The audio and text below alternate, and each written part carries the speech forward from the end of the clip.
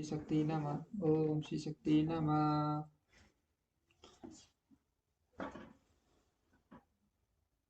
पंचदत्त कुमारों को भगवान शिव की कृपा से कुबेर पद की प्राप्ति तथा उनकी भगवान शिव के साथ मैत्री। सूर्य बोले, मुनिवरों, ब्रह्मा जी वरदान ठीक से दिखाई नहीं दे रहा, आगे बढ़ जाओ।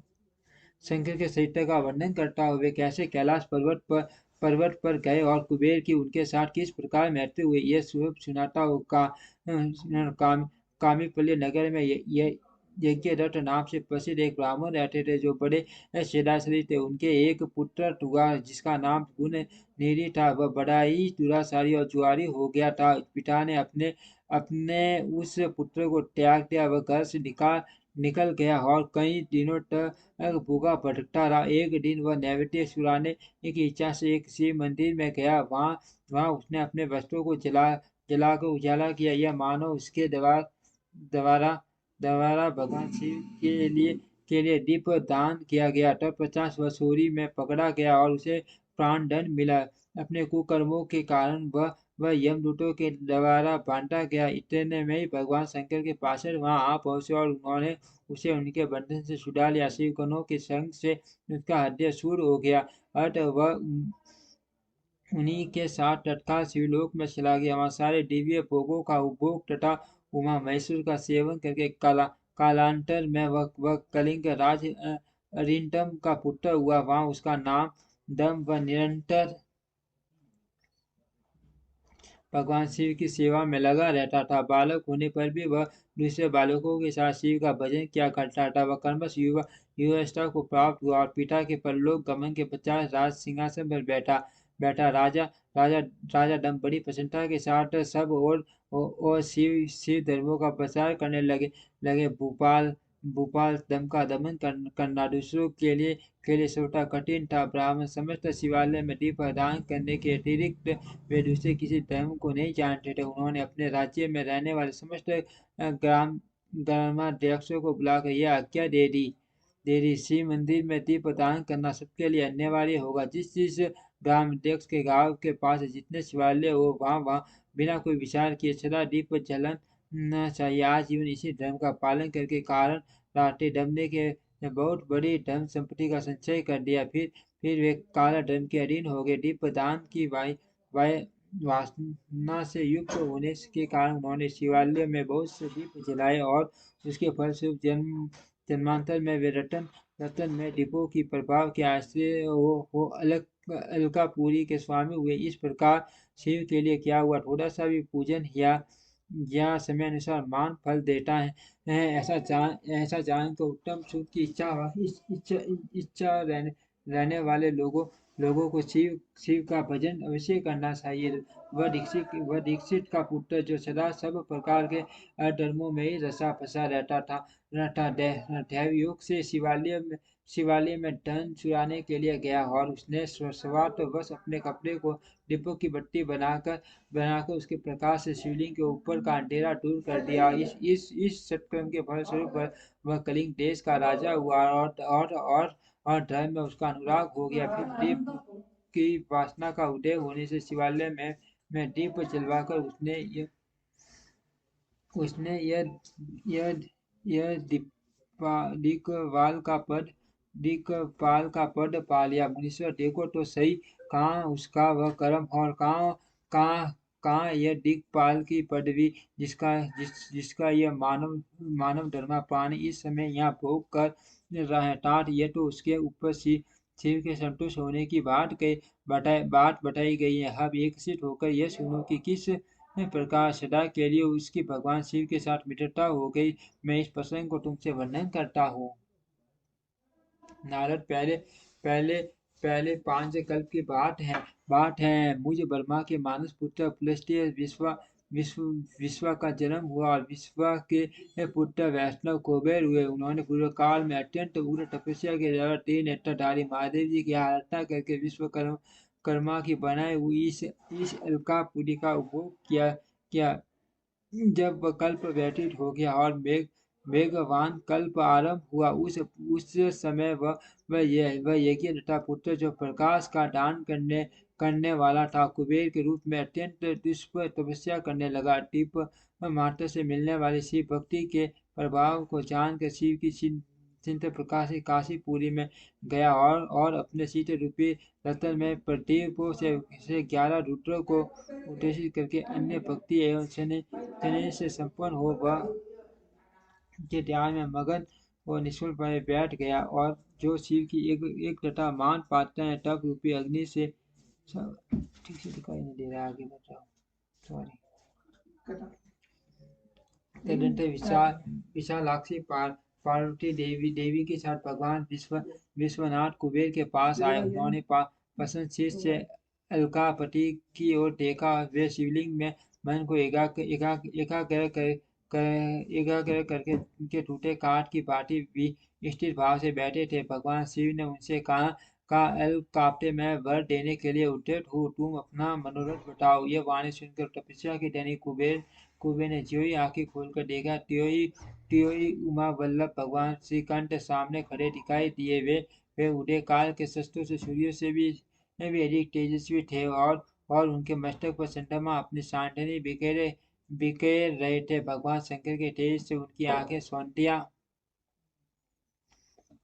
गई, उनका तेज प्रतिहत हो गया और वे नेत्र बंद करके मनोरथ से भी परे विराजमान देवेश्वर शिव से बोले, नाथ मेरे नेत्रों को वह दृष्टि दीजिए जिससे आपके शरणार्थियों को दर्शन हो सके। स्वामी आपका प्रत्येक दर्शन हो, यही मेरे लिए सबसे बड़ा वर है। इस दूसरे किसी वर से मेरा क्या प्रयोजन है। संत शेखर आपको नमस्कार है। कुबेर की यह बात सुनकर देवारी देव उमापति ने अपनी हथेली से उनका स्पर्श करके उन्हें देखने की शक्ति प्रदान की दृष्टि शक्ति मिल जाने पर यज्ञ रथ के उस पुत्र ने आंखें फाड़ कर पहले उमा की ओर ही देखना आरंभ किया। वह मन ही मन सोचने लगा कि भगवान शंकर के समीप वह सर्वांग सुंदरी कौन है। इनसे इसने कौन सा ऐसा तप किया जो मेरी भी तपस्या से बढ़ गया।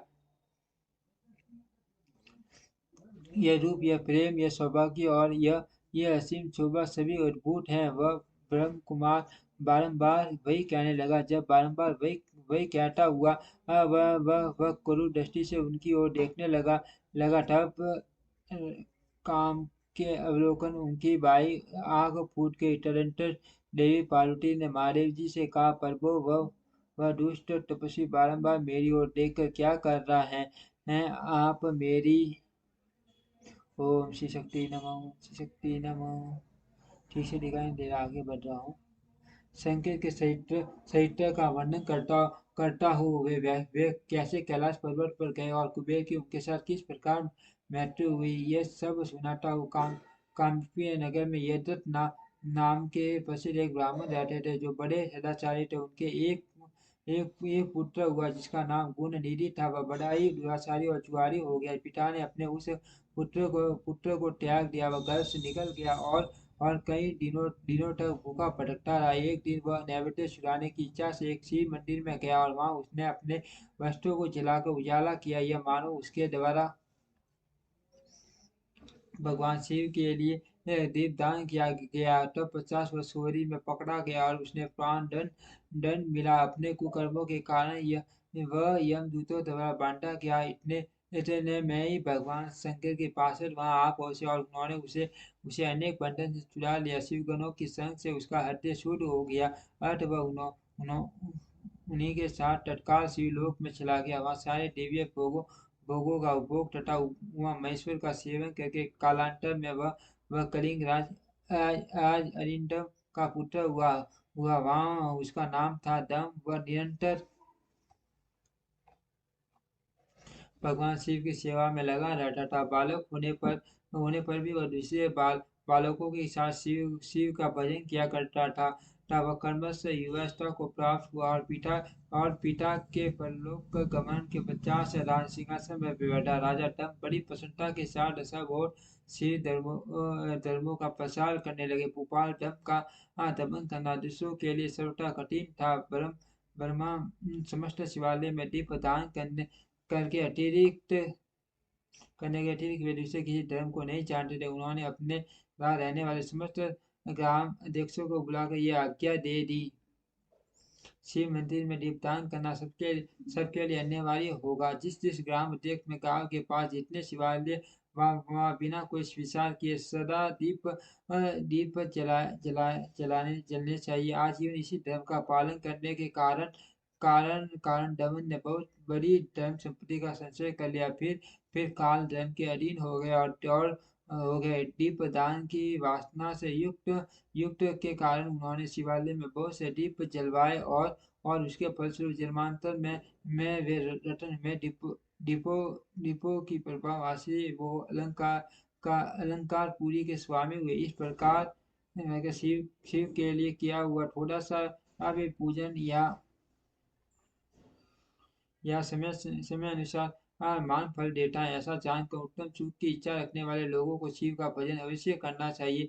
वह ऋषि का पुत्र जो सदा सदा सब प्रकार के त्यों में ही रसा पचा रहता था। वह दैवयोग से शिवालय में धन चुराने के लिए गया और उसने सर्वयश अपने कपड़े को दीपक की बत्ती बनाकर उसके प्रकाश से शिवलिंग के ऊपर का अंधेरा दूर कर दिया। इस सत्कर्म फलस्वरूप वह कलिंग देश का राजा हुआ और धर्म में उसका अनुराग हो गया। फिर दीप की वासना का उदय होने से शिवालय में दीप जलवाकर उसने ये दिक पाल का पद पा लिया। मुनिवर देखो तो इससे ही कहाँ उसका वह कर्म और कहाँ यह दिक्पाल की पदवी जिसका यह मानव धर्मा प्राणी इस समय यहाँ उपभोग कर रहा है। तार यह तो उसके ऊपर शिव के संतुष्ट होने की बात बताई गई है। अब एक सिद्ध होकर यह सुनो कि किस कारण सदा के लिए उसकी भगवान शिव के साथ मित्रता हो गई। मैं इस प्रसंग को तुमसे वर्णन करता हूँ। नारद पहले पहले पंचकल्प कल्प की बात है जब ब्रह्मा के वंश पुत्र पुलस्त्य ने विश्वकर्मा का जन्म हुआ और विश्ववा के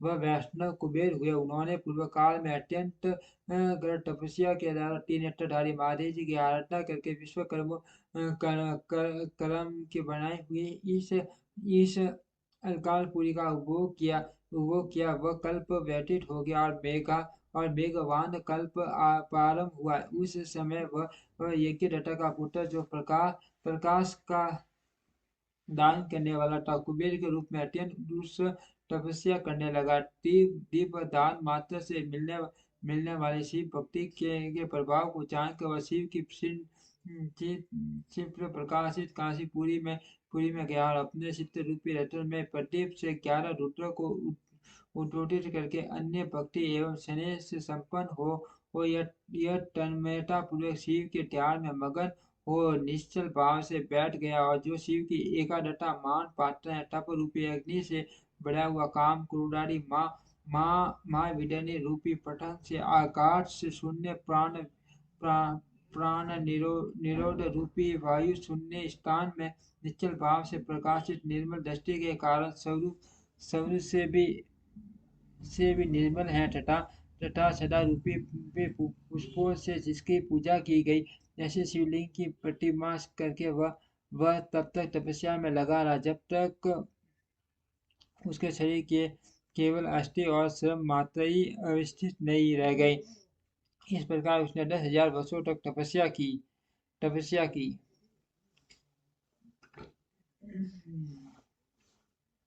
तदनंतर विशालाक्षी पार्वती देवी के साथ भगवान विश्वनाथ कुबेर के पास आए। विशालाक्षी पार्वती देवी के साथ भगवान विश्वनाथ कुबेर के पास आए। उन्होंने प्रसन्न शीर से अल्प पीठी की ओर देखा। वे शिवलिंग में मन को एकाग्र करके टूटे काठ की भांति स्थिर भाव से बैठे थे। भगवान शिव ने उनसे कहा कि अल्क काप्ते में वर देने के लिए उद्यत हो, तुम अपना मनोरथ बताओ। यह वाणी सुनकर तपस्या के धनी कुबेर ने ज्यों ही आंखें खोलकर देखा त्यों ही उमा वल्लभ भगवान श्रीकंठ सामने खड़े दिखाई दिए। वे उदय काल के शस्त्र चिड़ियों चिड़ियों से भी अधिक तेजस्वी थे और उनके मस्तक पर चंद्रमा अपनी सांडनी बिखेर रहे थे। भगवान शंकर के तेज से उनकी आंखें सौंधिया गई, उनका तेज प्रतिहट हो गया और वे नेत्र बंद करके मनोरथ से भी परे विराजमान दे, दे, देवेश्वर शिव से बोले, नाथ मेरे मेरे नेत्रों को वदष्टि शक्ति दीजिए, जिससे आपके सन्नान बिंदन को दर्शन हो सके। स्वामी, आपका प्रत्यक्ष दर्शन हो, यही मेरे लिए सबसे बड़ा वर है। इस दूसरे किसी वर से मेरा क्या प्रयोजन। चंद्रशेखर, आपको नमस्कार है। कुबेर की यह बात सुनकर दिवाली देवी उमापति ने अपनी हथेली से उनका स्पर्श करके उन्हें ने देखने की शक्ति प्रदान की। इन्हें दृष्टि शक्ति से मिल जाने में यज्ञदत्त के पुत्र ने आंखें फाड़ फाड़ कर पहले पहले उमा की ओर देखना आरंभ किया। मन ही मन सोचने लगा कि भगवान शंकर के समीप यह सर्वांग सुंदरी कौन है। इसने कौन सा ऐसा तप किया जो मेरी भी तपस्या से बढ़ गया है। यह रूप, यह प्रेम, यह सौभाग्य और यह असीम शोभा सभी अद्भुत है। वह ब्राह्मण कुमार बार बार यही कहने लगा। जब बारंबार यही कहता हुआ वह क्रूर दृष्टि से उनकी ओर देखने लगा, तब तब भामा के अवलोकन से उसकी बाई आंख फूट गई। तदंतर देवी पार्वती ने महादेव जी से कहा, प्रभु, यह दुष्ट इस तपस्वी बारंबार मेरी ओर देखकर क्या बक रहे हैं। आप मेरी मेरी तपस्या के तेज को प्रकट कीजिए। देव की यह बात सुनकर भगवान शिव ने हंसते हुए उनसे कहा, उमें ये तुम्हारा पुत्र है। ये तुम्हें क्रूर दृष्टि से नहीं देखता, अपितु तुम्हारी तुम्हारी तप संपत्ति का वर्णन कर रहा है। देवी से ऐसा कहकर भगवान शिव पुनः उस ब्राह्मण कुमार से बोले, वत्स, मैं तुम्हारी तपस्या से संतुष्ट होकर तुम्हें वर देता हूँ। तुम निधियों के स्वामी और ग्रोह के राजा हो जाओ। सूट यक्षों, किन्नरों और राजाओं के भी राजा होकर पुण्य जनों के पालक और सबके लिए धन के दाता बनो। मेरे साथ तो तुम्हारी सदा मैत्री बनी रहेगी और मैं नित्य तुम्हारे निकट निवास करूंगा। मित्र, तुम्हारी प्रीति बढ़ाने के लिए मैं काके के पास ही रहूंगा। आओ इन उमा देवी के चरणों में साष्टांग प्रणाम करो, क्योंकि ये तुम्हारी माता है। माँ भक्त यज्ञदत्त कुमार, तुम अत्यंत प्रसन्नचित्त से इनके चरणों में गिर जाओ। ब्रह्मा जी कहते हैं, नारद, इस प्रकार भरत देव भगवान शिव ने पार्वती देवी से फिर कहा, देवेश्वरी, इस पर कृपा करो। तपस्विनी, यह तुम्हारा पुत्र है। भगवान शंकर यह कथन सुनकर जगदम्बा पार्वती ने प्रसन्नचित्त हो यज्ञ कुमार से कहा, वत्स भगवान शिव, मैं तुम्हारी सदा सदा निर्मल भक्ति बनी रहे। तुम्हारी बाई आंख तो फूट गई, इसीलिए एक ही पिंगल नेत्र से युक्त हो महादेव जी ने वर दिए। वे सब उसी रूप में तुम्हें सुलभ हो बेटा। मेरे रूप के प्रति इच्छा करने के कारण तुम कुबेर नाम से प्रसिद्ध होंगे। इस प्रकार कुबेर को वह वर देकर देकर भगवान महेश्वर पार्वती देवी के साथ अपने विश्वेश्वर धाम में चले गए। इस तरह कुबेर ने भगवान शंकर की मैत्री प्राप्त की अलकालपुरी के पास जो कैलाश पर्वत है, वह भगवान शंकर का निवास हो गया। ओम श्री शक्ति नमः। ओम श्री शक्ति नमः। ओम श्री शक्ति नमः।